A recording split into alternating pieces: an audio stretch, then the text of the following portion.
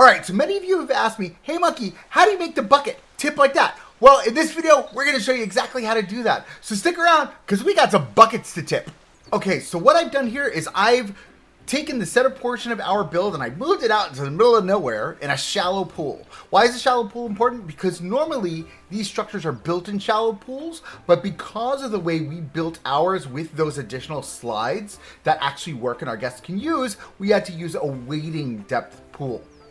So my suggestion to you, choose what's best for you, choose what's best for your build. If you want to do one of these structures and you want to have actual working slides with platforms and flumes, I would suggest going to a wading depth. So once you've built your structure and you've kind of figured out where you want your bucket to go, the first thing you're going to do is you're going to identify one of these pieces. Now this is a moving platform rotational piece, okay? So we're going to edit building and we're going to click on it. This is what we're going to do. We're going to identify the middle first. You're going to hit Control X, then you're going to come back and you get rotational piece. Okay, we're going to grab that and that will line up dead center to it. And that's exactly what you want. So that's the first thing you want to do. The next thing you want to do is you want to deactivate it. It'll make your life so much easier. Trust me, I didn't figure this out until like the third or fourth time I used one of these. Now what we're going to do is we're going to come to this menu and we're going to hit Attach Scenery. Now you could really use anything. I chose the giant barrel because it fit with the theme that I was using for the area. But you could do, is there a bucket? No, there isn't. Barrel's an option, right? But you can't look up barrel, you gotta look up market because the barrel that's open is market decor. So it's this one. This is the one that I used. It's not, you don't have to use this, but this is what I used. So now what I do is I kind of played with it here and we will center it. But what I do is I made it a size that I thought would work and make sense. Now what we're going to do is we're going to fidget around and we're going to find that center point as best as we can right there. Okay. And that is what I think is going to be our center point-ish. How do we know? Let's test it, right? So we're going to exit out of all of our menus. We're going to come back to here. We're going to grab onto our thing. Now we're going to try it. And I think we did a pretty good job. Wow, that looks like the barrels from Donkey Kong Country. So it's centered. Great. Fantastic. So now we're going to deactivate it again. And at this point, you're saying to yourself, oh my goodness, the barrel's sideways. We can't start with it that way. You're 100% correct. So we're going to come back in. We're going to hit our edit building. We're going to grab onto our item, the moving platform, not the barrel inside the platform. And then we're going to spin this so that now the moving rotational platform piece is upright. Now we go to loop. We're going to find quarter oscillation medium. Simple, easy. We can even do quarter oscillate slow. I think that might be a better move, right? And what that will do for us is that will give us a nice steady movement. So now we're going to turn this off. We're going to deactivate again. And we're going to come into the menu and we're going to find our water pieces. So the first piece you're going to want is the waterfall top. And what that's going to do for us is that's going to give us this really nice trickle down look. We want to make sure that we're attaching it to our moving platform rotational. So you come into that menu, okay? And then we're going to turn this sideways, just like this.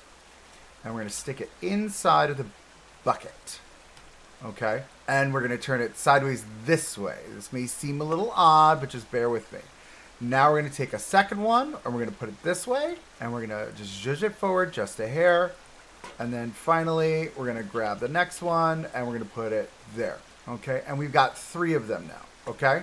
Why is that important? Because when this tips and we can edit that and take a look, we're going to loop. All right. That'll give us the pouring. Okay. And we're going to set this all on our timer. Okay. Now the next thing we want to do is we want to go back into edit building. We're going to go to scenery. We're going to grab more waterfall top, which is here. And we're going to make sure these are in the right way. Yes, they are. So it's 1, 2, 3. Perfect. Now we're going to grab a waterfall middle. And we're going to take a waterfall middle and we're going to stick waterfall middle right here. You want to make sure that your waterfall middle is facing the right way. Okay. It looks like we need the wider one. Yeah, that's what we want. Look at that. That's the spill that you want. What I like to do is granted, you're going to see them, but I put the waterfall bottom pieces at the bottom. I just think it's a nicer look when you do this. 1, 2, 3. And what that's going to do is that's going to create it looks like really solid look, right? Really solid look. Loves it. Okay. So now what we're going to do is we're going to come here. We're going to grab a trigger and we're going to put our trigger off to the side, okay? We're gonna start a new trigger sequence by hitting edit trigger sequence. So now what we're gonna do is we're gonna add all of our objects. You wanna make sure you're grabbing only the objects that you need for the waterfall. So it's those 3, we're gonna grab those 3, those 4, we're gonna grab these 3. And then once you've done that, you're gonna hit confirm. Okay, so this should be all of your pieces, top to bottom of your waterfall, right? We're gonna, moving platform, we're gonna move up, and we're gonna move these down. Moving platform should be the first thing on your list, all right? And we're gonna use this as a timeline base. So if we hit play, that's the first thing that's gonna go off. So now, what you do is when you come over these, you can see what's getting highlighted. Now granted, we're gonna have to pull back just a little bit. So you can see the items are a little tough to see what's getting highlighted. But the first thing you wanna see is you wanna see, yep, there you are. See it? It's highlighting 1, 2, 3. So your first 3 waterfall pieces.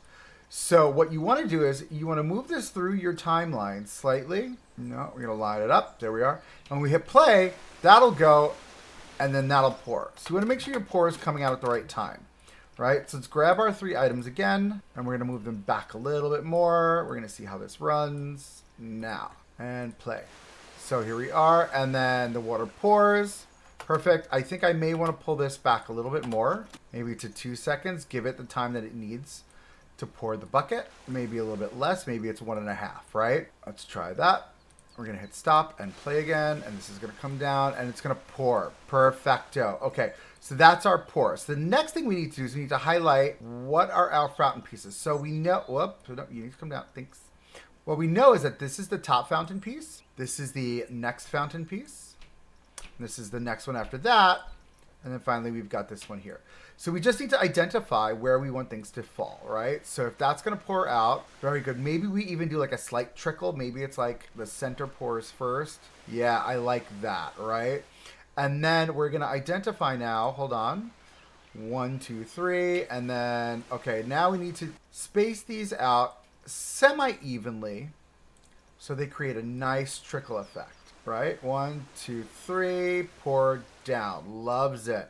See that again in full motion. 1, 2, 3, pour. Okay, we're going to pull that out just a little bit more. I think it's pouring a little bit too fast for me. There we are. Great. And now what we need to do is grab our waterfall effects and move this all the way to the end of our timeline. And now, if we watch, we've got our full trickle.